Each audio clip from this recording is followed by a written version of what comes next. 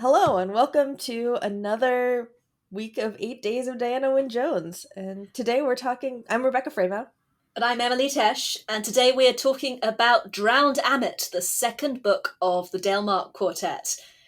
And we've just been talking about how nervous we are to talk about this one because there's so much in it and there is so much to talk about. Yeah, by sheer coincidence, it's been 2 weeks since we last recorded, so we spent 2 weeks, in fact more like 3 weeks, just constantly talking about Drowned Ammet in Discord, and we have a lot of thoughts and a lot of feelings. Run out of things to say. There's always more to say about Drowned Ammet.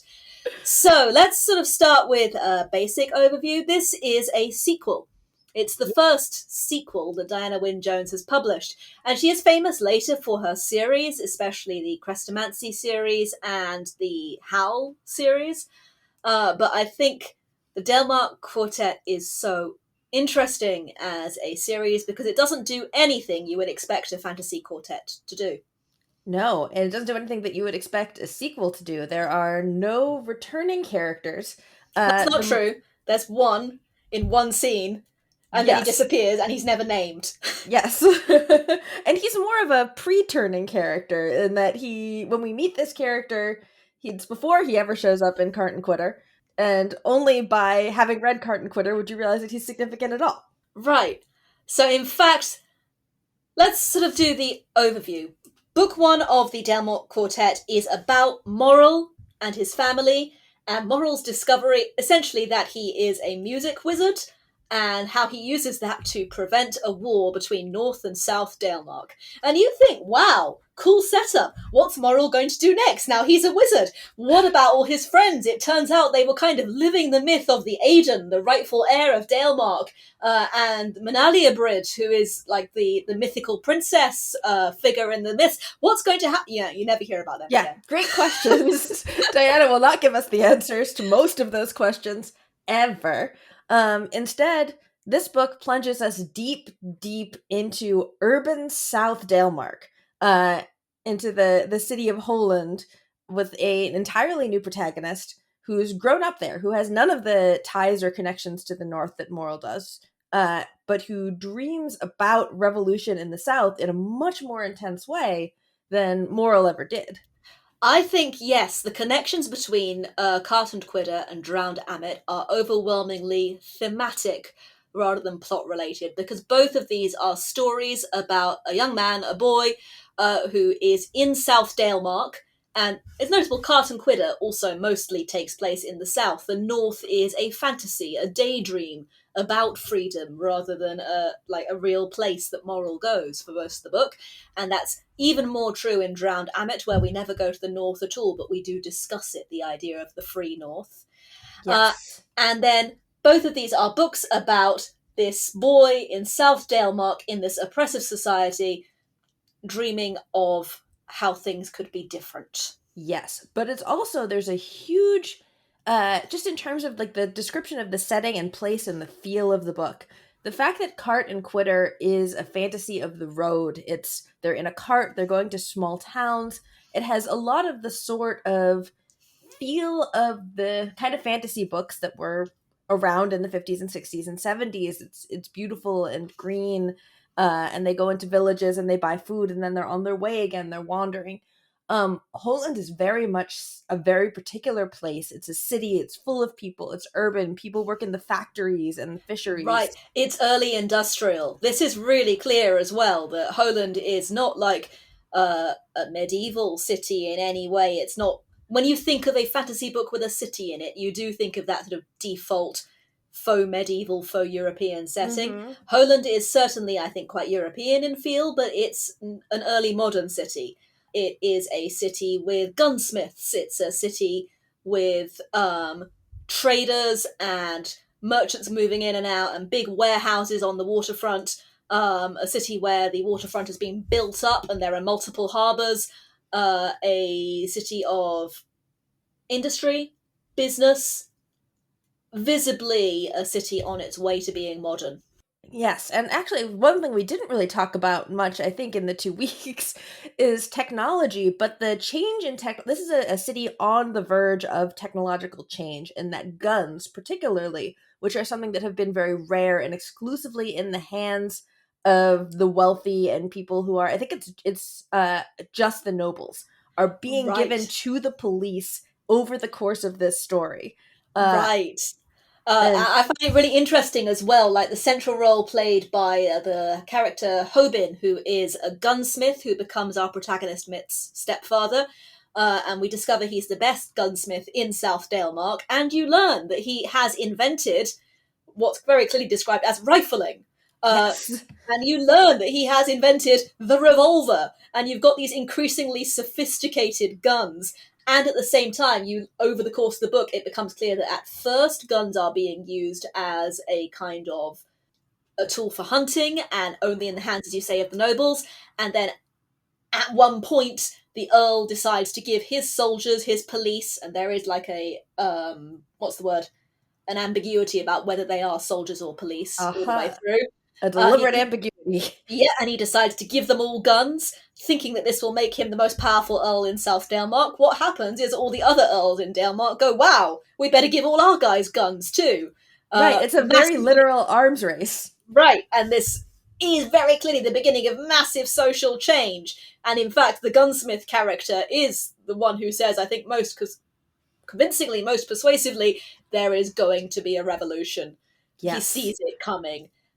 The revolution does not happen in this book, but we are No. constantly thinking about it. Yes, and as much as so we talked a little bit last time in Cart and Quitter how we looked at the Dalemark Quartet and we're like, this is like Dog's Body, a book that's deeply influenced by everything that's going on in Northern Ireland at the time, in the 70s, at the time that Diana Wynne Jones is writing these books.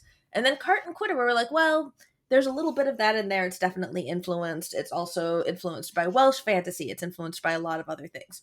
But I think you look at Drowned Ammet, and this is very much it's a book about a boy who picks up a bomb and goes to a festival, and we spend the first half of the book going, why does he do that? Well, we spend the first half of the book watching him decide to do that, and then we spend the back half of the book going, and why did he do that, as he starts to ask himself that very same question.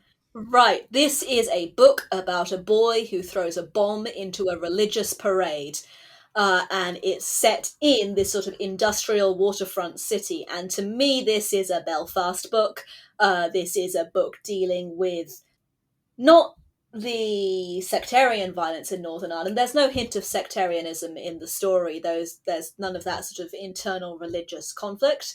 And there's not really a hint of sort of nationalist conflict either.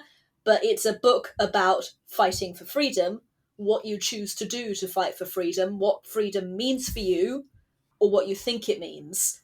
And it's a book about very much about when a whole community is involved on various sides of that struggle for freedom. So, one of the first things that happens in this book, well, actually, I guess before I want to dive into that, I think I maybe do want to do a little bit of a close read of the very beginning of the book. We start young. We start with Mitt when he's like 3 or 4 years old. He's two, Um, because the very first thing that jumped out at me is that when Mitt is 2 years old, he learns to swim because he fell into a dike. So he lives in a sort of patch of drained land, which is drained by dikes and reclaimed from the ocean. He falls into a dike, he nearly drowns, he has to teach himself to swim to get out because nobody's there to help him. right. Since no one was there to help him, he had to help himself. But he thinks of his childhood as very happy nonetheless, despite the fact that his parents are not there to fish him out of the dike. And one day he gets sort of a smell, a sense of a perfect place, somewhere unspeakably beautiful, warm, and peaceful, and he wanted to go there. Yes, it was a land. It was not far off, just beyond somewhere, and it was Mitt's very own. He set off at once to find it while he still remembered the way.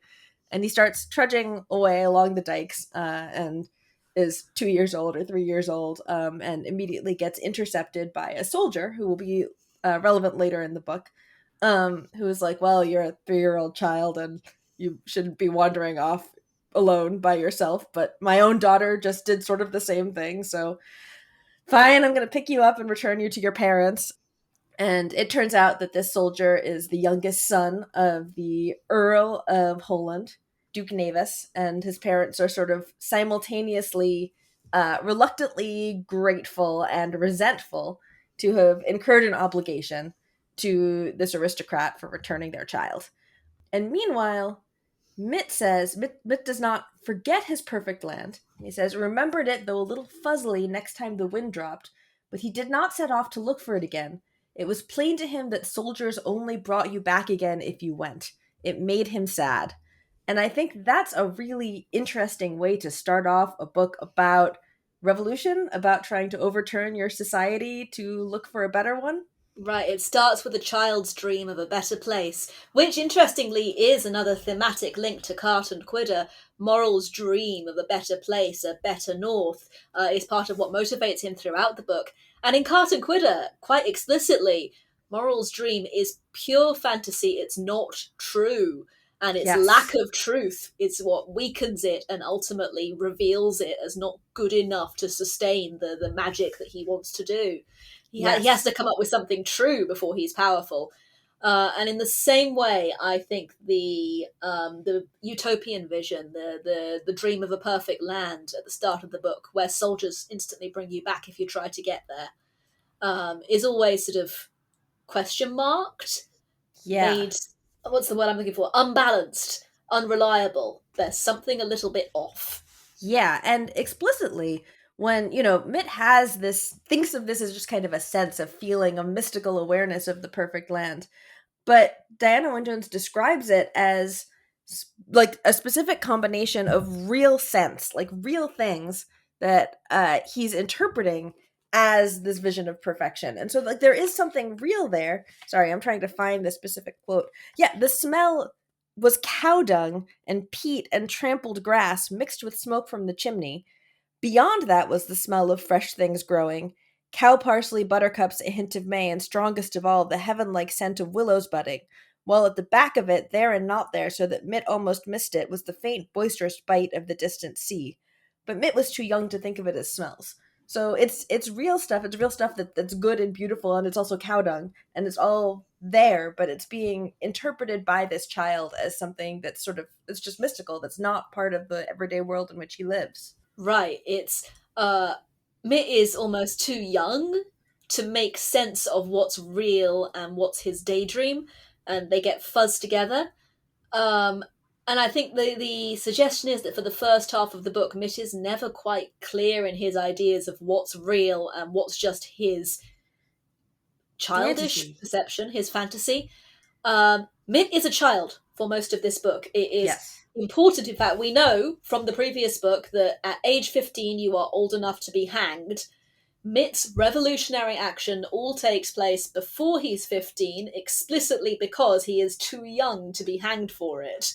Yes. And it's all kind of devised. So what happens is after this incident, when after this idyllic childhood, there's an incident with a bull, which we'll get back to later, who attacks their tax collector. Their rents are raised. They are sort of made the victim of this petty abuses of power that forces Mitt's father to go look for work in the city, and then Mitt and his mother move to the city. Then Mitt's father joins a revolutionary society and is disappears, is arrested presumably or killed presumably as the result of some sort of revolutionary action. What Mitt and his mother believe is that he's been betrayed by his friends, the Revolutionary Society, who turns him in. And so Mitt and his mother decide they're going to get revenge on all of them, on the Earl and on the Revolutionary Society in one fell swoop. Right, so Mitt's plan is not just to be part of a revolution that overthrows the oppressive society he lives in, it's also to punish everyone who's in the oppressive society with him for being part of it. So there's no one who's exempt, in Mitt's opinion, from the need to be punished for wrong. And he has this recurring nightmare from the time his father disappears of the young man, a character called Camden, who comes to bring the news of what's happened and who dies outside their apartment door. Mitt doesn't see it properly, but he can tell that like Camden has been very horribly injured and is dying very in a very like painful way. And he dreams of him falling to pieces. And in the Yeah. morning, there's nothing left of Camden. He disappears like Mitt's father disappears. There's just a stain on the floor outside their apartment door. And the whole apartment building knows what's happened throughout what's going on. The everyone around Mitt, everyone in the society is sort of bound up in this conspiracy together But they also can't help each other openly. There's also this feeling of paranoia, of mistrust. Someone sold Mitt's father out. Someone could sell any of them out if the pressures are too high, if if they're too scared of the police.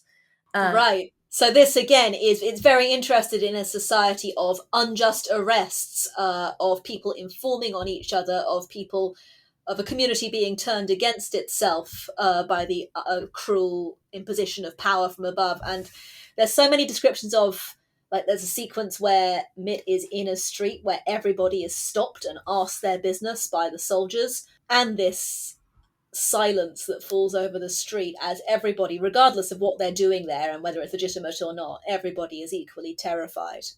yeah, and Mitt doesn't. So throughout this first half of the book, uh, Mitt and his mother engage in this frequent kind of dialogue. They don't have a revolutionary theory. Yes, What clearly Mitt happens? has no idea what's really meant by revolution.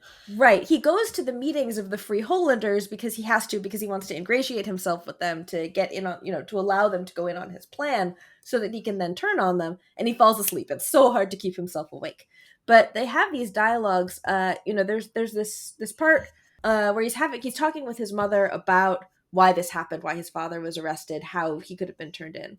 And it says, Milda was forced to laugh. It was quite beyond her to explain why everyone in Holand lived in a dread of soldiers and even greater dread of Harchad spies. So she said, Oh, Mitt, you're a real free soul, you are. You don't know what fear means. It seems such a waste when Had and the Free Hollanders have done for us between them. It really does. Mitt realized that by talking in this sturdy way, he had managed to comfort his mother.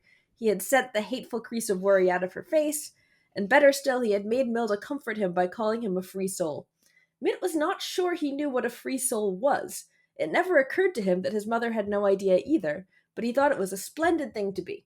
And then for the next 10 years of his life, he goes around saying things like, Can't the poor people get together and tell the rich ones where they get off? And his mother says, You're such a free soul. And none of them ever goes neither of them knows how to go deeper than that. Right, and it's really clear, I think, that Mitt's commitment to revolution isn't even really about avenging his father. He says it is. It's about his relationship with Milda, his mother, Yeah. who is very, very unhappy, especially early in the story. And Mitt can tell she's unhappy. And when he acts like a free soul, when he uses this sort of revolutionary language, when he stands up for himself, when he says he'll look after her, then she's comforted and she smiles. And everything Mitt does is to try to comfort Milda. In fact, almost to try to parent Milda. Yeah. Yeah, I think this is our first, maybe not our first example of parentification of a parent, because we've seen that a bit before in Ogre Downstairs. And I think this book actually has a weird amount in common with Ogre Downstairs in some of its It themes. really does. It really does.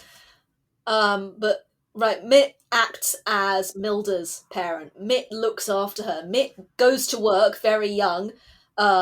He gets apprenticed to a fishing boat, so learns the trade of a fisherman from one of the Free Holanders. So he's out all night working, and then he works on the stools selling the fish during the day. He brings home his money and he hides it because he knows that Milda, if she sees money, will waste it on something stupid. So Yes. Milda also works.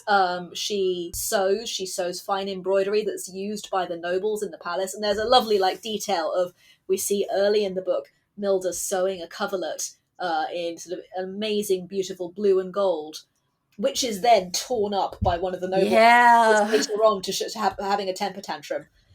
So Milda works and she does earn money. She earns more than Mitt, but she wastes it. She buys herself a new pair of earrings, some pretty shoes, a bucket of oysters. And Mitt, who literally works for a fisherman, is like, I could get you oysters. What are you doing? Yeah. And the way that they, that he's sort of afraid constantly. At the same time, he wants her to be happy. He's so stressed out, but he's also afraid of losing her attention and affection. And so they play this game, and it is a game of planning out how they're going to get back at everybody. They're going to, and eventually this sort of coalesces into a wild plan. It's a very bad idea of getting a bomb and trying using it to try and assassinate the Earl of Holand in the religious festival, and then this is the even wilder part, getting caught and saying that the Free Hollanders told him to do it so that he can, get back at them. It's a very stupid plan. It's a childish plan, Milda is deeply involved in this plan. She comes up with several key parts of the plan. I don't think that she thinks of it as real any more than Mitt does. It's, we've talked a little bit about how in past books, it's about bringing kids into cahoots with each other. They come up with kid plans, and it's them against the world, and that's what brings them together. But you're not supposed to be in cahoots with your mother. She's supposed to be the person who says, don't do that. Right. So many parts of this plan are Milda's idea. Milda is eventually joins the Revolutionary Society herself and has a great time making little speeches at their dark secret meetings about like leading from below and rising up and looking to the north. Uh, it's clear that she is a very thoughtless woman. There's a character late in the book who says, "You don't need to tell me Milda's got no flaming sense." Yeah. Which is great. It's a great moment. But Mitt, I think, does adore her. It's never said in so many words, but he works so hard for her, and also he is deeply resentful when she remarries a wealthy, sensible man who will take care of her. Mitt's Yeah. furious. Yeah. I'm looking for the line. There's a thing where he talks about, after she marries Hoban, who is the gunsmith, and he talks about how this sort of weird revolutionary plan that they've put together is really the only thing that he and Milda have to bring them together at any point, because now he's not providing for her. Her new husband is providing for her. He's providing is just sort of the relief of the revolutionary game. Right, there's nothing else left of their relationship, and in fact, Milda has more children. She has Mitt acquires two baby half sisters who he feels very weird about because they love him and laugh at him, and he doesn't know what to do when someone gives him a baby sister. And Milda continues to waste money now buying expensive furniture for their nice new house.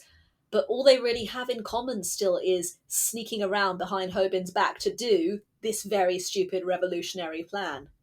Yes. Um it's really like it's a really rich character portrait of Mitt, and of this person who is telling you that he has great ideas and an impeccable plan, and you, the reader, are like, no, you don't. You're 14. Please stop. I am gonna say that, like, to me, this book is such a masterclass in that point of view control that Diana Wynne Jones has sort of been working on all through this decade. Because Mitt's own point of view is that he is like the bold young revolutionary, the free soul, who is going to avenge everyone and kill all the bad guys, and so on and so forth. And you, the reader, are like, kid, this is bad. This is a mess. And I think we ought to say that this book actually influenced both of us when Oh yeah, writing teen terrorists into oh our own yeah. work. Oh yeah. I mean, this is a book about why does a teenager become a member of a terrorist movement. And Jones's answer is that it's very deeply rooted in psychological relationships and community relationships, which is not to say that Mitt does not also sincerely want to do something to make the awful society he grew up in better. He Yeah, does. But the bomb is not the thing. yes, and we're going to get, when we get to the second half, there's some really interesting conversations that reflect back on this moment, on this decision of how and why you do that, and whether how you can make a society better, what responsibility is to do it. But before we get there, we have to talk about the other protagonist of this book. Hildy! Yes, who So, is Diana Wynne Jones's first female protagonist or co-protagonist. is she? I think you can make a case for, what was it, Jess back in Wilkins Tooth, but she's barely a True. character. Yes. And you can make make a case for Kathy as a co-protagonist in Dog's Body, but she is never point of view character. You can make a Hildy, case even for Gwendolyn, but she's not point of view. We're not getting, this sort of personal psychological insight. yeah, okay. Here's my theory. Hildy is Gwendolyn. Is okay. So Hildy is a little girl from a very privileged background. She's the granddaughter of the Earl, the daughter of Navis, the youngest son, whom we met in the prologue when he rescued Mitt. So she is the Earl's granddaughter. She has a younger brother who is adoring and very easily bullied. A relationship which seems to me to be almost an exact mirror of Gwendolyn and Kat. and she is a little monster. She Yes. Everyone in the Earl's family is sort of portrayed as having inherited some part of the qualities that make him both a powerful, domineering figure and the monster responsible for the state that Holand is in. What Hildy has from her grandfather, the Earl, is his temper. She has a filthy temper and she throws these tantrums repeatedly in the first half of the book, uh, which she expresses by taking the stuff around her, sort of the valuable things that are in the palace, the beautiful objects she owned, that beautiful blue coverlet that Milda had to sew working for weeks. She takes this stuff and she destroys it. She tears things up, she smashes them with a poker, she jumps on things. And this is how she expresses how miserable she feels and how angry she feels about being a little girl stuck in the Yes. palace. Yeah, so the inciting incident, the moment that we really meet Hildy is when she's just been betrothed. Um all of the girl cousins are being betrothed to various lords around South Dalemark. Hildy at this point is I forget exactly how Nine, old I she think is. she's She's about to be 9. 9 years old because then she gets She's the boat for a 9-year-old. Yes, that's right. And so she learns about the betrothal and she goes home. She goes back to her room. She throws an enormous temper tantrum. But what she says, she has a conversation with her little brother. She goes and she sits in the mirror. She left the mirror unsmashed on purpose. I am a person, she said at last, aren't I? Yes, said Inan. What happened, Hildy? And not a thing, said Hildy. What's happened is I'm betrothed, and nobody told me, just like a thing. Do you think I should sit quiet and not mind and be a thing? The girl cousins are betrothed too. They'll make a fuss, Inan predicted. Have you been forbidden to go sailing? No, said Hildy. We're getting a boat out of it. You have to get between the islands somehow. I think I shall go to the library now.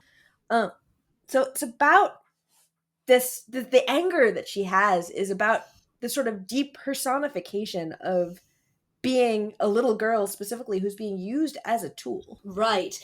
This sort of made me think about a sort of wider point about writing children's books, actually. I think you cannot be an adult writing books for children without having a point of view of what childhood is and what it's for and what the experience of childhood is about.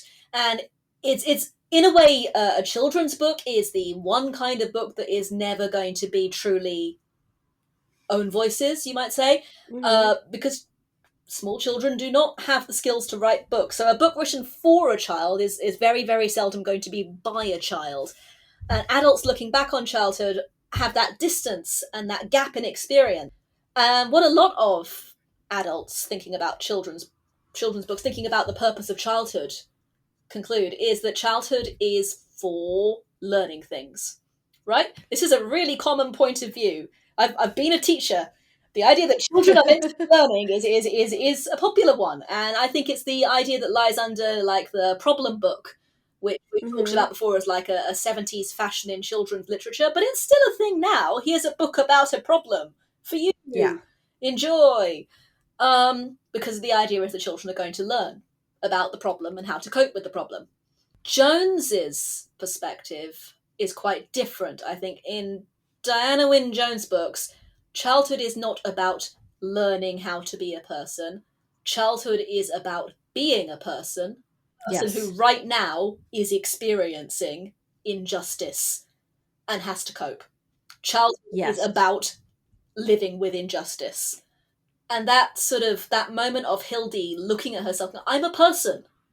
9 years old, she is a person. Mitt, the Yes. child who is deciding to throw a bomb into a parade, he's a person. Yeah. And I think, And Mitt, no, go for it. no, you first. I was just going to say the thing that Mitt and Hildy have in common is this overwhelming anger at the position that the world has forced them into and their powerlessness within it. Yes, absolutely. And for Hildy, it's because of her gender, and for Mitt, it's because of his social class. But both of them are trapped. Yeah. And there's something really true about their anger. Like they're despite the actions that they choose to take, which may be violent and thoughtless and cause harm, their anger is a force that can't be denied. When Hildy is confronting her father Navis about her betrothal, he happens to be reading, this is actually one of the other slim links between this book and Cart and Quitter. He's reading the add-on, who is the sort of legendary poet, warrior, king of Dalemark. And the add-on says things like, "Truth is the fire that fetches thunder," which sounded unpleasantly like a description of Hildrida. Um, I and I think that's a that. description of both of them. Yes, truth is the fire that fetches thunder. Both of them have a truth, which is that they are angry and righteously angry about the way the world is and the way they're being treated. And both of them also have this capacity for violence, which in Hildy is almost presented as comedy. Like, this is this little girl smashing things up. But it's not comedy, it's awful. This is how she feels inside. And in the same way for Mitt, his capacity for violence is then used by his mother, by the Free Holanders ultimately, who do go along with his bomb plan, to try and assassinate the Earl. But Yeah. it's coming from a very, very real anger. And the one other link I want to make with Hildy's anger, even though it's presented as comedy, her smashing up her room a little bit, the other thing this echoes is not just Gwendolyn's tantrums, but Kathleen's tantrums at the end of Dog's Body. You know, it's not a tantrum; it's her moment after being a good little girl throughout the whole book, when she learns that her father is dead, has died in revolutionary action. Her moment of righteous anger when she smashes up Duffy's studio. Yes! So it's the explosion into violence is not a child behaving badly, it is a child doing the only thing they can do in response to overwhelming injustice. Yeah.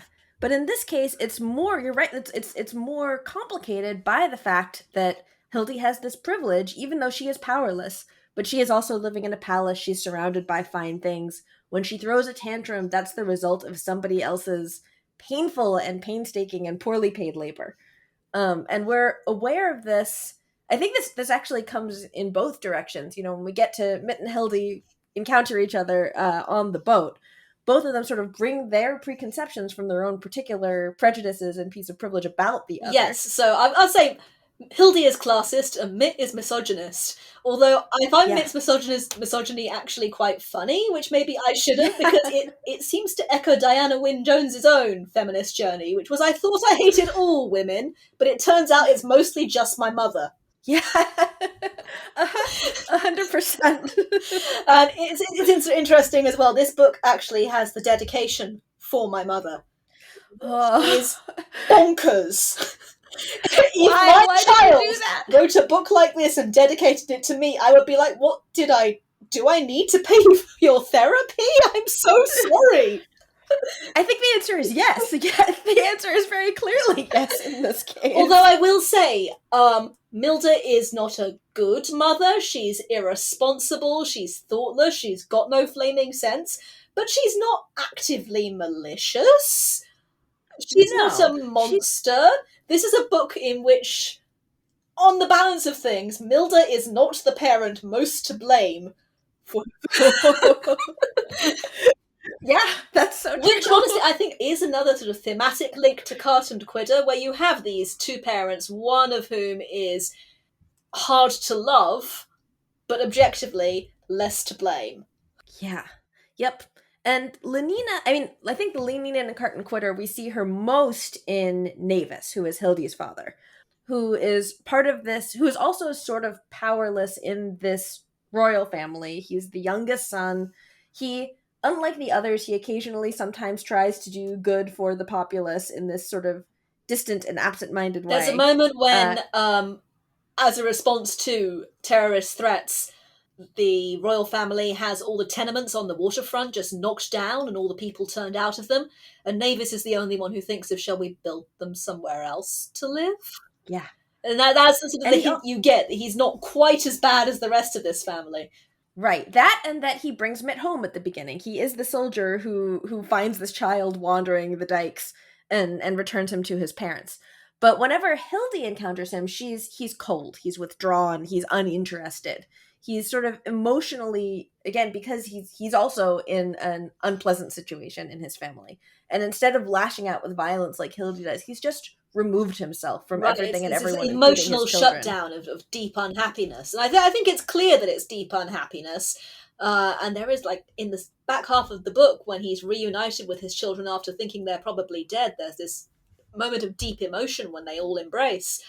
And you can see that Navis actually loves them very much. But he's not done a good Right. job of showing it. Right. And like Lenina, he's cold but honorable. He does, I think, kind of represent some of the virtues that you can find in the southern aristocracy in a way that the rest of the family and the rest of Holand, with their big rages, don't necessarily echo. Yeah. So, sort of the opening movements of the book are Mitt's sort of realization that he wants to be a revolutionary and do this insane double plan to punish everyone who's ever wronged him in any way. Oh my god. And meanwhile, Hildy's opening movements are about her rage at being betrothed, her helplessness, and what she gets out of it, which is a boat.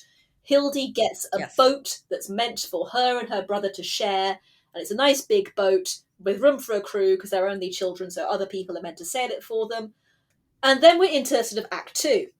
Act Right. Two, Oh, I do want to say real quick before we get into Act Two, just the contrast between Hildy and Inan and Gwendolyn and Kat is that Hildy does love yes, Inan very, it's very really much. clear. He's the most important thing in her life. She is, he's more powerless than she is because although she's a thing, she has a value, and Inan doesn't even have a value. He's the grandson that his of the most useless grandson of the most useless son, and so getting him a boat is the thing that she gets out of her engagement. Right.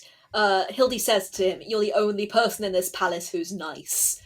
Yeah. Okay, so I can't believe we're nearly 40 minutes in, and like we've talked about the Yes. first Act two. five I'm sorry. chapters. I'm sorry.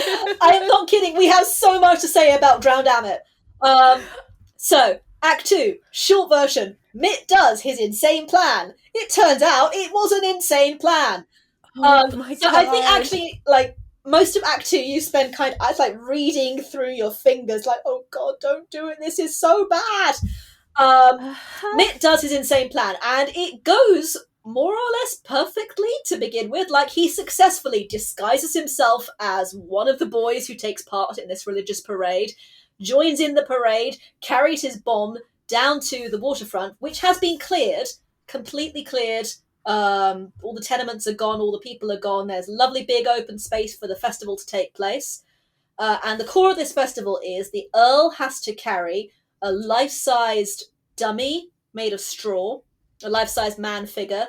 The name of the figure is Poor Old Ammet. Poor old Ammet is thrown ritually into the sea with traditional ritual words, "Go now on the wind's road and return sevenfold." And it's from this ritual that Hildy's boat gets its name, the Wind's Road. The Wind's Road Yes. is also Anglo-Saxon poetry again. It's a kenning for the sea. Yeah. So Mitt successfully gets to the moment where the Earl is standing on the waterfront about to throw the dummy in, and Mitt throws a bomb at his feet.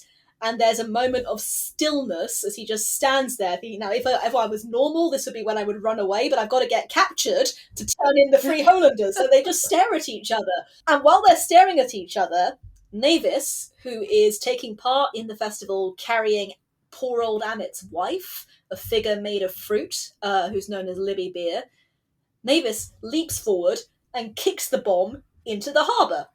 Yeah. And that's it. That's the end of Mitt's assassination plot. The bomb goes off underwater. Nobody is injured.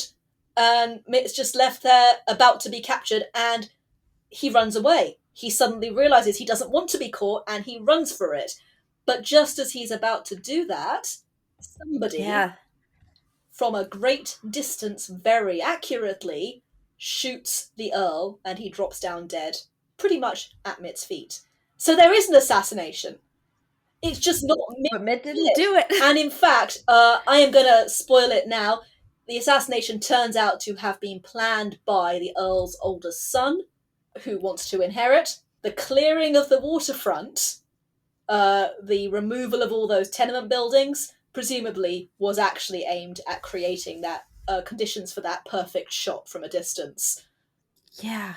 And it's an incredible piece of writing. You're seeing it simultaneously. She's sort of swapping really quickly back and forth between Mitt's point of view and Hildy's, as Mitt's in the thick of it, trying to figure out what's happening, and Hildy is watching from a great distance. Her father almost saved the day and thinking that she should be proud of him, but in fact she's just sort of embarrassed because he looks very silly. And then this very sort of almost anticlimactic moment when Had crumples down to the ground, and meanwhile, Mitt's thinking, half my life and it's wasted. The unknown marksman cheated me.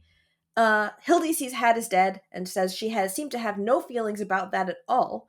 And Mitt thinks the one thing that did not seem to be happening was the revolution that the Free Right. Hollanders had confidently Right, expected. so the whole idea of this assassination plot was you kill the Earl and there'll be an uprising. And that does not happen in any way, shape, or form. The people of Holand do not rise up against their rulers at any point in this book. Hull successfully, in fact, very successfully inherits, and the sort of palace drama is going on in the background through the second half of the book. And what becomes really clear, Mitt runs away and he suddenly realizes he doesn't want to be caught, and he is not caught. And it was so obvious to me reading that the reason he is not caught, although he doesn't acknowledge it, is that the people around him are protecting him.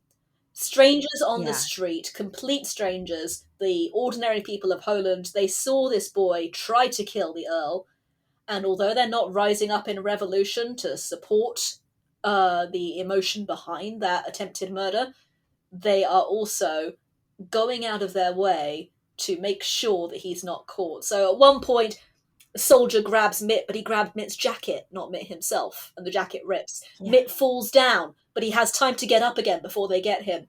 He runs through the crowd. He thinks, no, wait, I'm meant to be trying to get caught and turn in the Free Hollanders. So he runs back into the crowd the other way, and the soldiers are sort of siphoned off down the street where they thought he went. Mitt goes and tries to stand somewhere he'll be really, really noticeable and get caught that way. And he finds he's mysteriously surrounded by tall people and no one notices. Um, and then at this point, he does understand. Like, there's a moment where he sees the Earl's second son, the middle son, Hartshad, who is effectively the royal torturer, and he realizes no, he can't bear the thought of being caught. He's terrified, and there's a really, really tense sequence of him running away, and again, it's the ordinary of people of Holand who help him, who save him. This community that Yeah. Mitt has been scornful about from the beginning of the book, where he sees himself as a rural person, not a city boy, where he sees the Holanders and their failure to fight back against the Earls as a lack of free spirit, the free spirit that Mitt has and he's so proud of in himself. This community is a community he's part of and has been part Yeah. of. And he is one of these people, and they try to help him. Yeah, there's this really, I mean, it sort of awakens to him this sense of just being one, this almost solidarity, because two things happen at this point. Solidarity, that's the word. Yes, because I'm going Yeah. to say, if Cart and Quitter is about the artist as the ultimate outsider who doesn't belong anywhere, I think Drowned Ammet is about the revolutionary as the ultimate insider. You have to be Yeah. part of the community to be the revolution. And Mitt's failure to understand that is the core of his failure in the book. Right, because he's been thinking about himself as separate, there's this passage, in the old days it used to make him amused and rather scornful the way even respectable people went in fear of Harchad's soldiers. It made him think he must be the only free soul in Holand. But now he did not seem to be a free soul any longer. And as he's thinking this, he's running away, and the people of Holand that he's scorned are protecting him. And then he realizes at this moment, he thinks, I wonder if there's something wrong deep inside of me, he thought. It don't surprise me. And then he tries to go and turn himself in again, and he realizes that not only is he afraid, he doesn't even want to. He's stopped because he's not even tempted. Mick could not tell himself he would rather die than go to Cyriel's house. He knew he would rather do anything than die, but he was still not going there, or to Didio, and these are the Free Hollanders that he's been trying to turn in. What do you think they are then? Friends? Mitt asked himself derisively. It seemed as if they were. Right, Mick keeps making friends by accident. He joins communities by accident. He doesn't respect the communities he's part of. He doesn't understand them. But when it comes down to it, he can't betray them. And in fact, he's not even tempted to try. So he ends up Yeah. going home. And he goes back. Yes, but one important thing happens Mhm. first. He's given a little Libby beer by a woman who's trying to be kind to him and to cheer him up. She says, it's good luck. Take this little figure, this little fair festival figure of Libby beer. You might need it. Right. And moments later, she's questioned by soldiers, and she says, yes, I saw him. He was here on this street. He went off that way. And the whole street is silently not looking at Mitt while the soldiers just walk straight past him. And it's only when the soldiers are gone that a voice of a man he never actually gets to look at says, "Now run, lad." Yeah. It's a really powerful moment, that sort of moment of, solidarity, community, to rescue this child who has tried to fight back. Yeah. And then Mitt goes home. Anyway. Mitt goes home to Hoban the gunsmith, and he and Milda were under the impression that their game and their plan to blow up the Had was a secret. And Hoban's like, "You two are so fucking stupid. There is no way that I could have missed you sneaking about doing this nonsense. Here is my plan to get you out and save your life. The difference between my plans and your plans is that my plans actually work." And it's revealed that Hoban has, if you like, a sober understanding of what revolution is. That Hoban is secretly making guns, which Mitt, the whole time he was like stealing little bits of gunpowder for the bomb from Hoban, had no clue this was going on. And Hoban gives him the revolver he's invented and said, "Take this with you, use it just to keep yourself safe. Don't do anything else with it, you idiot." And then he tells Mitt to go and get on a boat. Yeah. And he asks, and this is the first time that someone sort of asks Mitt, "I wish you'd tell me what made you start on this freedom fighting nonsense, Mitt. Was it your father or what?" "I suppose it was," Mitt admitted. "It seemed like confessing to one spot when you had the measles, but it was the best he could do." Right. And Hoban actually say, have you ever thought about what kind of man your father was? What kind of man abandons his wife and child to fend for themselves in order to... And then it's not quite clear what exactly Mitt's father did. But we're going to get there. Oh yeah, we're going to get there. There, 50 minutes into this, we have covered half the book.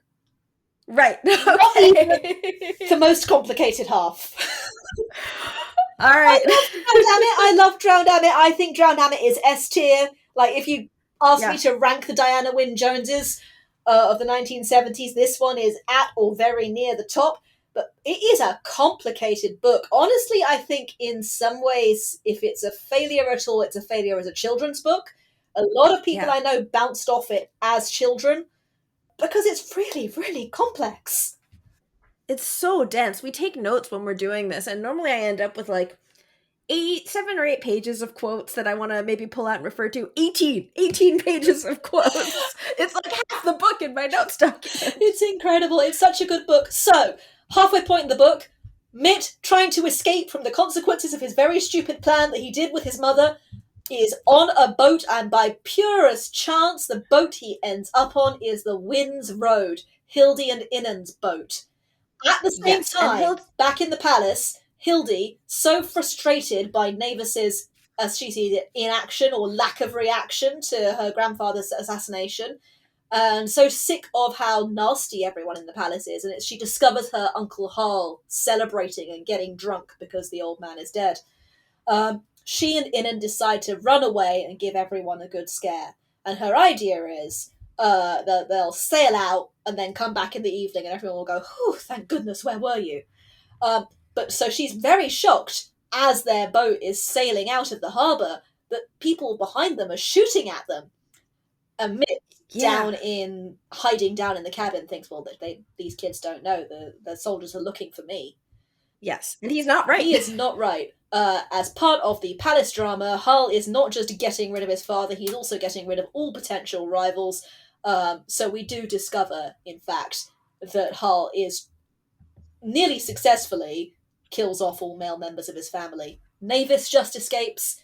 Innan and Hildy escape by pure luck because they were going to do this prank on their family to complain about how weird everyone's being. Yeah, and like I think one of the most fun structural things about this book is how it seems, again, with this point of view control, Hildy and Anand, in contrast to Mitt, who has suddenly just come into the realization that he's doing something momentous, that it's not a game.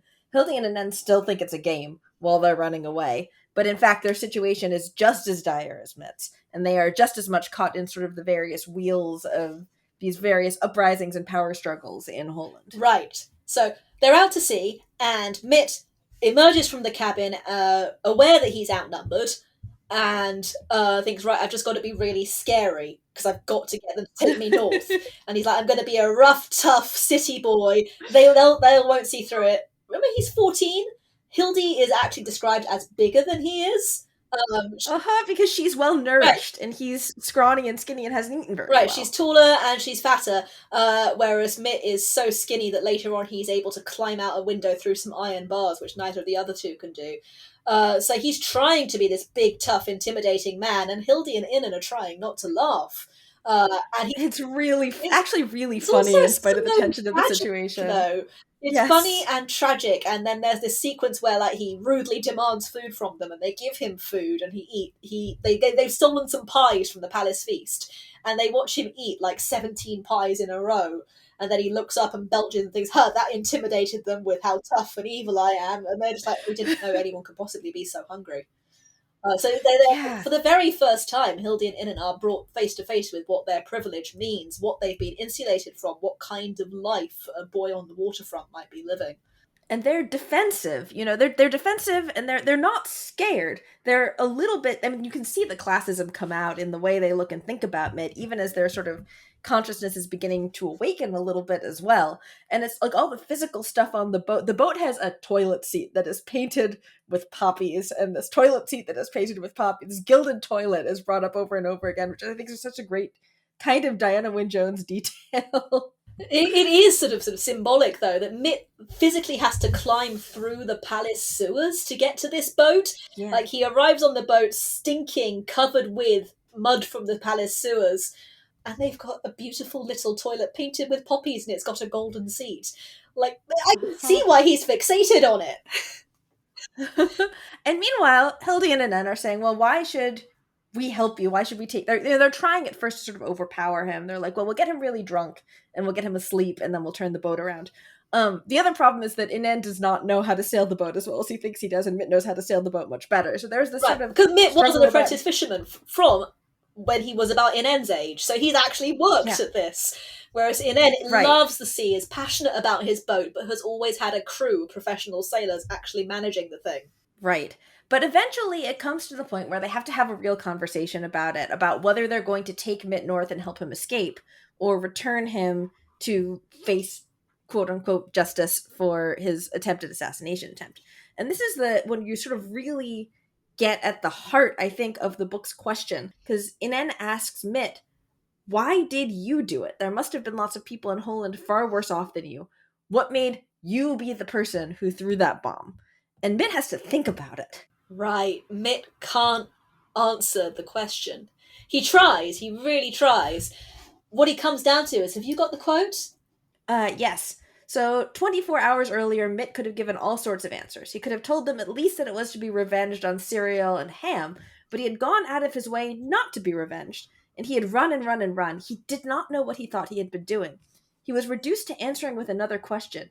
Could you have seen things so wrong and not think you ought to do something about it? This, in its turn, was a home question to Inen and Hildy. They had indeed seen things wrong. All Inen had done was wish he could whirl a rattle in Had's face. All Hildy had done was tear a bedspread and make empty threats. Then they had gone out sailing, a piece of defiance which had thrown them in the way of this boy, and he had not only told them more things that were wrong, but had demanded that they help them. With Inen, said Hildy. I know, said Inen. All right, we'd better take you north. Hildy, could you go to the foresails again? Mitt was rather taken aback. He knew he had not given Inan a reason. He felt dishonest and shamed.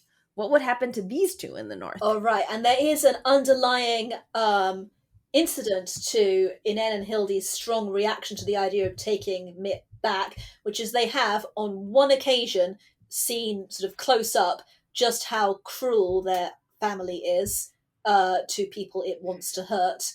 And this is actually the only appearance in the book of a character from Cart and Quitter, which is Kialan, the young Yep. aristocrat from the north who was brought south in a shipwreck, whose whole crew is captured, whose older brother, along with all the other men, they're all hanged, and only Kialan escapes in the cart.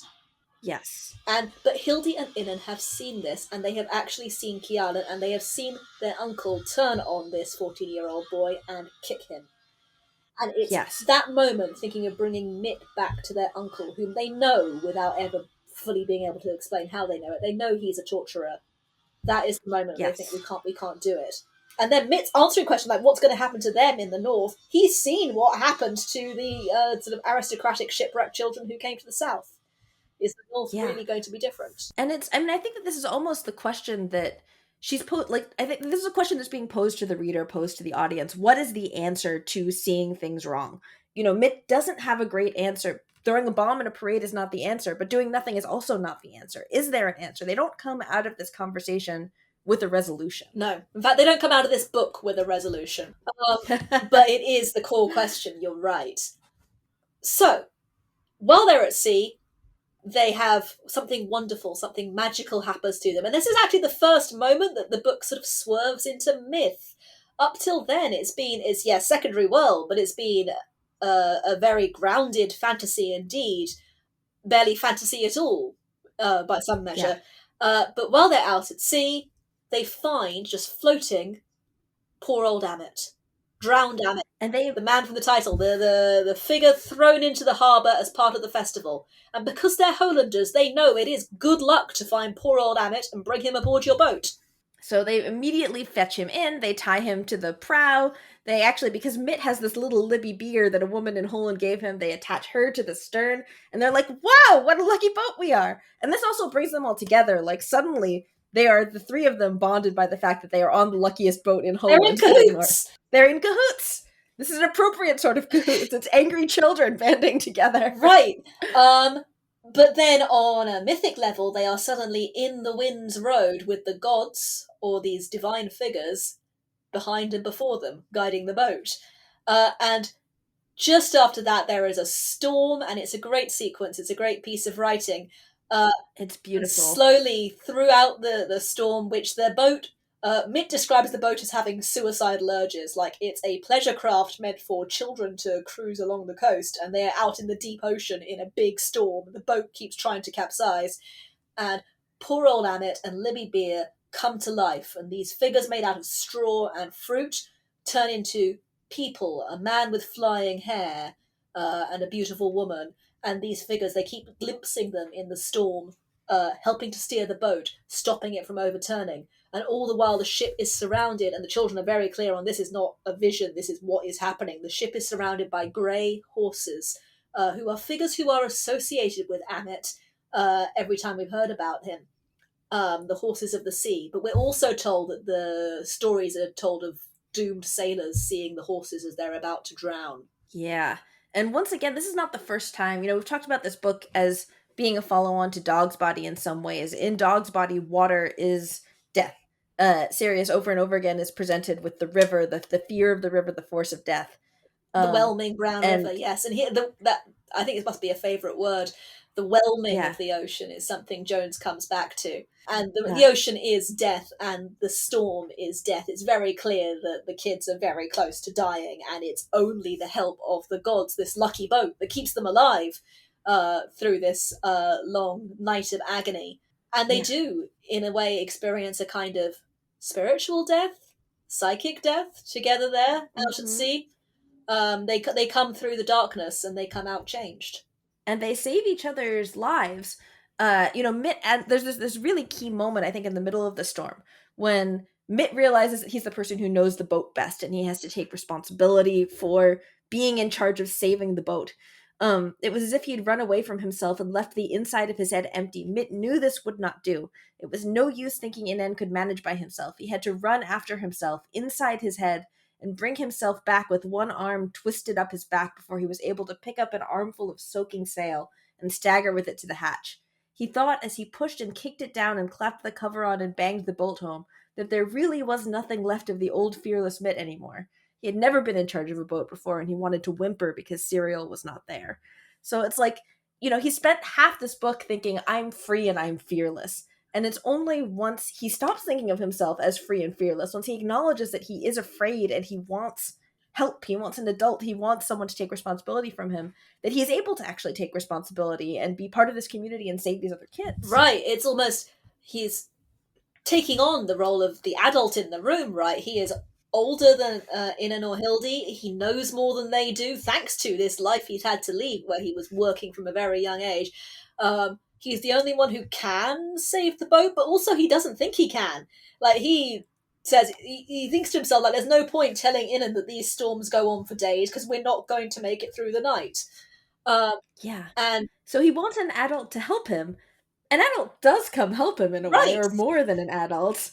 Uh, because Ammet and Libby Beer are there helping them. It's like he calls out for a father figure. Serial is, Mitt has a lot of father figures. Serial is one of them.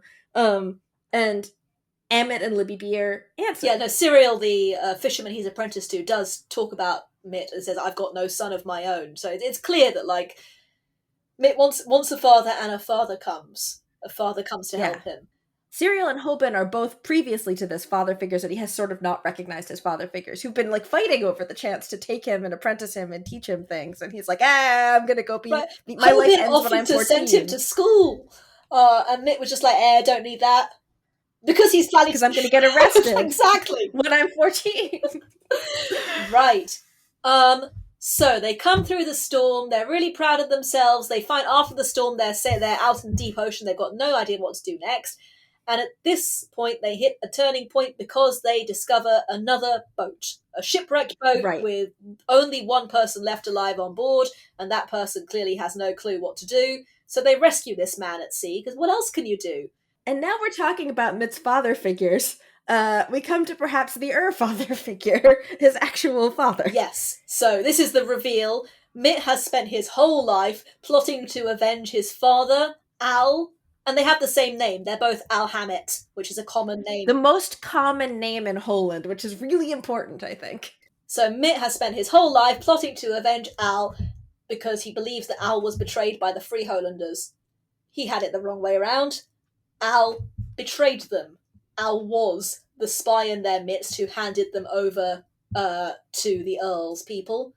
Al got out of there just fine and used it as an excuse to dump Milder, who has no flaming sense. He's the one who says that. Uh-huh. Dump Milder, dump his inconvenient kid.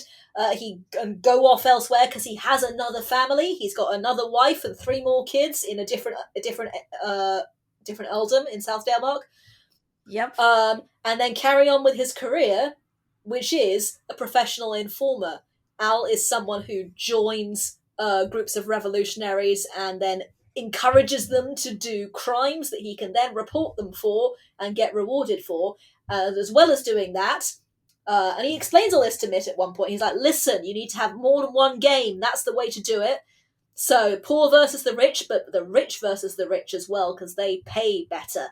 Because the other thing Yeah. Al is the best marksman in South Dalemark. And he reveals that he instantly recognizes Mitt's gun, the revolver Hoban gave him. That's one of Hoban's specials, he says, because he's a gunman.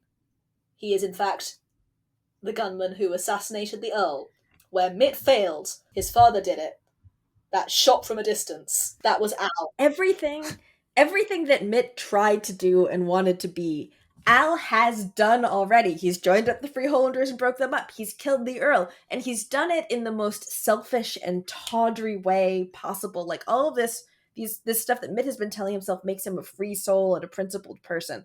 It's like he looks at Al and it's just the worst possible version of that. And the ultimate thing that Al then does is once he's on board the Wind's Road, he starts bullying the three children so that he can get what he wants from them. He does divide and conquer. It's, I think, Yeah. pretty clear that he recognizes Mitt long before Mitt recognizes him. He knows that's Yeah. his son. He doesn't bother saying anything about it. He takes the gun away from Mitt so that he's the person in control. He threatens the others with it. He makes them basically run around serving him. He sets Mitt to fishing. He forces Hildy to heat water so he can shave. He's a bully. He's a cruel, tough, experienced man threatening children with violence to get what he wants, which is exactly what Mitt did when he first got on the boat and met Hildy and Innan. He behaved just the same way. He wasn't as good at it. They Mm-hmm. laughed at him. They're genuinely terrified of Al. But it's what he wanted to do. It's the kind of person he was.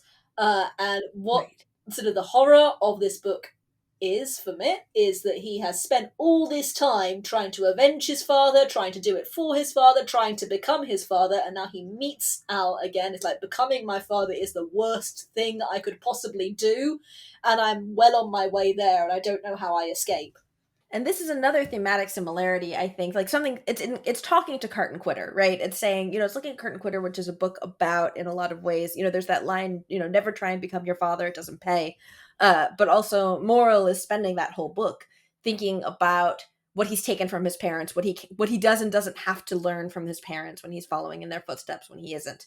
And this also is even more directly a book about becoming your father or not becoming your father, that moment of choice, what you can take from your parents without having to become them. Absolutely. And at this point, we kind of move into a different section of the book again. So I think we might actually manage to finish in time ish. We're over time, but not wildly over time. So the final Right. section of the book, uh, It's dense but very yeah, short. they arrive in the Holy Islands. So they don't come to the north. They never come to the north. The Holy Islands are a southern earldom, which is quite different to all the others. Um, its people are different. In fact, the way they're described with brown skin and fair hair is actually the description of the people of the north, usually in Delmark. But Yes. it's clear that they are part of South Delmark. And the Holy Islands are ruled by their lord Lithar, who is the man Hildy is betrothed to. He's about 15 years older than she is. So they arrive there, and it turns out that people in the Holy Islands are a bit strange. Yeah, I do want to call out. I don't think this is intentional. I think she's, we did mention a little bit the sort of race relations component of the North and South and everything, and I do want to call out that it's not necessarily great the sort of tropes that are being pulled on here as far as they get to, islands full of brown men who revere people with the name Alhamet. Yeah, yeah, there is that. It's a little bit uncomfortable. So, but that's what it comes down to. It turns out that this name Mitt has, Alhamet, which is the commonest name in Holand. And note, incidentally, the similarity between Holand and Holy Island. Uh huh. Uh, the revelation is that Alhamet is a divine name. It is the name of God. In fact, it's the name of poor old Ammet. It's a version of his true name. So Mitt Yeah. has this divine name, this connection to the gods, and so does his father. And therefore, both Mitt and his father get special treatment in the Holy Islands. Yes. And so when Al arrives and basically is attempting to use his power in the Holy Islands to ensure that Mitt is immediately shot and executed, that Inen is also immediately, or no, I think that, he wants to keep Hildy and Inen alive so he can trade them back to the new Earl of Holand and make more money, rich against rich. But the Holy Islanders work around him politely and pleasantly, say, "I'm sorry, we can't do that, Dave." Um, Yeah. because Mitt is not just an Alhamet, but he's arrived on the Wind's Road with the gods before and behind. Right. And they do actually say this, the Holy Islanders, and they don't explain what they mean by it or what the significance is. In fact, it is in no way explained until the publication of Crown of Delmark 15 years later. To be clear, the climax of this book, for my money, does not make sense without a book that doesn't come out until 15 years in the future. And I think for this episode, we are actually going to have to break our rules and talk a little bit about Crown, Mm-hmm. because Crown is the punchline of Drowned Ammet, and it's Yes. crazy. It's absolutely crazy that you don't get to understand the full implications of the end of Drowned Ammet without Crown. Yeah. So, long story short, because we really are quite tight on time, eventually, after lots of cunning tricks by the Holy Islanders to get around Al's attempt to get rid of him, have him bundled into a sack and thrown into the sea, Mitt eventually finds himself on the Holy Island, which is sort of the religious central island of the archipelago. And the islanders say, well, we're marooning him there. No mortal soul lives on that island. Mortal being the key word. Yeah, Mitt meets 3 people on this island. By implication, none of them are mortal. Yeah, 3 people and a bull. And I think the bull is also significant. Yeah! Oh, we have to talk about the bull. So, Mitt, walking across Holy Island, first encounters a beautiful woman in a field with a large and angry bull. And the bull is quite intimidating looking, and the woman looks quite like his mother. But also, Mitt instantly recognises that she's Libby Beer. She's the figure he knows as Libby Beer, whom he now understands is a goddess, and in the islands is known as She Who Raised the Islands. And she gives Yeah. him some advice. She says, "Don't go this way, because there's a Yes. great big bull in the field." I'm going to stop Right. here. And I'm going to say, let's do the symbolism now. Jones has brought up repeatedly through this book the grey horses associated with Ammet and the red bull associated with Libby Beer. You and I spent a while in chat going, what is the significance of the bull? The horses, I think, pretty clearly are death. What's the bull? Uh-huh. And I think the bull is masculinity. Not to use one of our favorite words again. But we see, so this is a reflection of the bull at the beginning of the book. The bull that attacks the tax collector, that kicks off, sort of starts the whole sequence that sends Mitt and Milda into the city. It is powerful, it is angry, it is associated with Libby Beer, it's on the Holy Island. It's a reflection of Ammet. It's also of old Ammet. It's also a reflection of Al, Mitt's father. It's associated with Mitt's father, with the sort of early days of his life. And we know that Al also has a link to Old Ammet because of his name. Al and Al Hammett are in some ways the same in the way that, everyone who has the name Al Hammett partakes a little bit of this power of Old Ammet. And so this bull, I think, represents one way for Mitt to go. It's one sort of power of Ammet, of the father figure, I don't know if you want to jump in and talk a little bit about what bulls Well, I represent mean, in terms of Poseidon and well, antiquity. I was thinking about one of Ammet's names. The islander name for him is the Earthshaker, which is also jumping over to some of the myths Jones might have been drawing on. It is the Greek and Roman epithet for Poseidon, the Earthshaker, god of the sea, god of earthquakes, who is associated with the bull, with bulls. Bulls also associated in classical myth with sexual power. The Cretan bull, the father of the Minotaur, who was so sexually overwhelming that the queen absolutely had to sleep with it.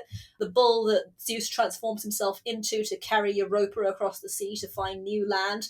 So this idea of violence, sexual power, and masculinity all together seem to be, to me, to be like the standard mythic associations of bulls, and also very much like the world that Al inhabits. Yeah. He's got big broad shoulders like a bull. He's a sexual threat. He's a sexual threat to Hildy. He Yeah, has he children with does a new. threaten Hildy sexually. There's a point near the end where he suggests to her that she's betrothed to the Lord of the Holy Islands, and that might end up being him. And Hildy, in a Right. really great moment of angry little girl, looks at him and says, "You've got at least 2 wives already." Yes. And he's like, she doesn't know that. No one's told her that. She just immediately assumes it because that's the kind of person Al is. And he is, the big broad shoulders are something that eventually Mitt also, like throughout the first part of the book, he has these recurring nightmares about a man with big broad shoulders coming home and then falling to pieces like poor old Ammet in the water. So as much as old Ammet is the father figure who comes to help you, who saves you when you're in trouble, he is also the danger and the threat and the father who is powerful and represents a person that you could become, but perhaps not a person that you might want to be. Right. I think that's all there in the bull. Right, I think I agree with you, and I also think it's really striking that the moment when Libby Beer is described as looking like Milda is when she sort of grins at the bull and says, "I can manage him." So this idea Yes. that your father is actually this sort of powerful, violent, sexual beast, ideally being managed by your mother. I do think that Ammet and Libby are parent figures. They're divine parent figures. They come when you call their name. They come when you Yeah. ask for help. When you're thinking, I can't do this alone, I need an adult, please. And he is the adult. Yeah, this is almost again like Charmed Life. Imagine parents who were good and who came when you called for them. Yeah. So then he turns away from the bull and he meets someone he immediately knows is old Ammet. And old Ammet says, and I think it's really striking. So this is the next time that Mitt is asked sort of a homing question. He says, "What do you do when it is laid down that we shall deliver these islands into your keeping? My question to you is, will you take them as a friend or as an enemy?" "As an enemy to you, you mean?" Mitt asked, highly perplexed by this question. And again, old Ammet's young face laughed. "We are not the stuff of enemies or friends, Alhamet. Shall I ask this way? Will you come as a conqueror or come in peace?" And they'll help him no matter what happens, whatever choice he makes. He will have the power of the gods in his hands. He has the choice right now to eventually come back to the islands as in the forefront of violent revolution or in peace. Right. And we have, in fact, just in the sequence leading up to this, Mitt has been fantasizing about leading a violent revolution, about hunting down all the Earls of Delmark one by one and killing them horribly, about causing the bloody uprising that he's already dreamed of to finally take place, and being the person who punishes everyone who's ever wronged him, wronged the people of Dalemark, in the most violent and nasty way possible. And what becomes clear to him as he's asked this question is he could do that. Mitt, actually, Yes. this is not hypothetical, this is not a daydream, this is not a game, this is real. That's someone that Mitt could be. He could come back to the Holy Islands one day as this violent revolutionary leader and take power there. And that's a choice that's open to him. Ammet is not actually saying, don't do this. Libby's given him a bit of advice. Ammet doesn't advise him either way, just says, what are you going to do? Yeah. And this is like, it's a really powerful, I think, and profound moment of choice that is maybe unlike anything that we've seen in her other books. To talk a little bit about the force of myth as it applies in this book. So often in other books, we've sort of seen characters recognize the story that they're in and then choose to step into it. In this case, I think that in Cart and Quitter, we have these kids that are sort of that step into the story by virtue of their unique and distinctive names that take on the valence of these figures of myth. Mitt has the most common name in Holand, and when he steps into power, when it turns out that he's sort of riding this force of destiny, it's as Alhammet among hundreds of Alhammets. And I think it's a really open question whether he's someone who was born to become this prophetic figure, or whether any Alhammet could have been this figure. Al could have been this figure. Ham, who's another one of the Free Hollanders, could have been this figure, maybe. Right. So it's clear at this point that Mitt is someone special, that he's been chosen by the gods, right? He's got that. This is the Out of Reflections, Jones's idea about what is a hero. It's someone with a special relationship with the gods. But right, what any of the Alhammets could have been this person. It's a very common name. Mitt ultimately chooses friendship. He chooses against conquest, against violent revolution. He doesn't like it. He's like, I do not like having to make this choice still, and I don't like the choice I'm making, but the alternative is Yes. being Al, and that's work. Yeah. And as a reward, he's given the names of the gods to call on in need. So the sort of ultimate sort of climax of the book is a sequence of children calling on divine names and being answered. So this the final version of call your parents and they will come, and they will literally grow an island up through the ship that's trying to kidnap you, and send a storm Yes. to wash away all your enemies, and turn your evil father into grass. Yeah. Bye, Al. Bye, Al. So, You weren't the Al Hammett that we were looking for. and here we are going to break the rule. So the end of the book, right, is Mitt and Inan and Hildy on the boat, the Wind's Road, sail away north, and the islanders say to them, sail now on the Wind's Road and come back sevenfold, which is also the magical words of the ritual in the harbour in Holand. Go now on the Wind's Yeah. Road. And there's the one quote that I think that we kept coming back to when we were talking about it, is this idea that the Hollanders don't know their gods. So Libby and Old Ammet are gods in Holland, and they, on the Holy Islands, they don't name people Alhammet. In Holland, they name everybody Alhammet. Right, the Holanders don't understand their own religion, is suggested. What was I saying? Right, so the book ends with the three children going away north. Navis takes first watch. Navis, Hildy's father, who's just barely managed to escape the purges in Holand, takes his children away north, takes Mitt too, and for the first time in the book, the three of them are described as children, tiny children, Yeah. as they go to sleep. This is Yeah. the final paragraph. Finally, an adult is here to take responsibility, an actual father figure. But that's all we know about Mitt's future. He's going north. And it will be 15 years before we get the reveal. So Mitt makes this choice, right?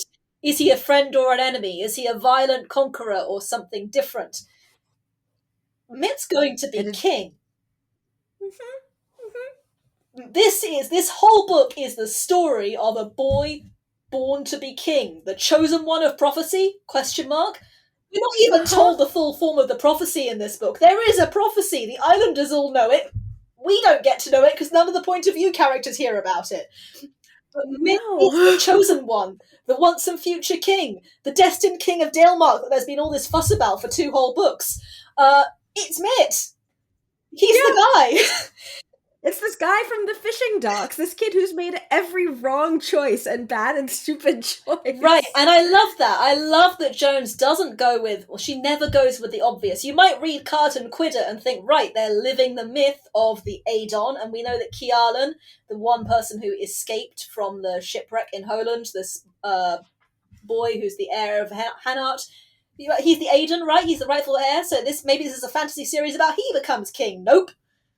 It's Mitt. Nope. It's Mitt. Mitt is going Yeah. to be king. Part 1. Part 2, Mitt is not going to become king through violent revolution, but things are going to change in Dalemark. That's clear. There has to be a change. Something is coming. Yes. So the actual punchline is that Mitt invents constitutional monarchy, which is the funniest fucking thing imaginable. Uh-huh. Oh my god, there's so much to talk about in Crown of Delmark. I'm so excited to get there. If we ever get to season 3, I mean, we did say we might sort of stop after one season. We'll see how we feel when we get there, because it's not until the 90s. We're in 1978, and it comes out in 1993. There is so much in between Drowned Ammet and Crown. And there's so much, like, the world changes. The world that she's living in and writing about changes, and I think the way that she writes about Dalemark changes too. But I think the thing that's important in this book, I do think that, like, she knows already that Mitt is going to be king. She has to know. There's no way to read this book other than Jones knew the outcome of Mitt's choice in the climax, because it's given that enormous weight that I don't think she's ever really done this before. This moment of choice, which is a growing up beat, a coming of age beat.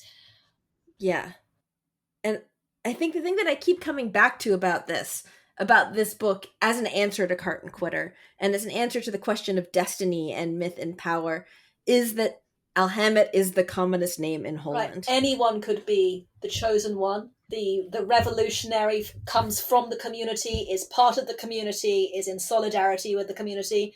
It could be anybody, but at the moment when Mitt makes his choice to become what he's going to be, then he gains the divine power of the gods, and he is the chosen one. Yes. Shall we end it there? Let's end it there. All right. Thanks, everybody. Next week we'll be doing Spell Codes, which is the last episode of our season 1 of 8 Days of Diana Wynne Jones, and the third Dalemark book, where we're going to be coming back to mostly different questions. Yeah, like very different questions. Because it's set in the Bronze Age. Because Jones is mad. Brilliant, but mad. Like, as a series, this is bonkers. I can't wait to get to it. See you next week. You too. See you next week.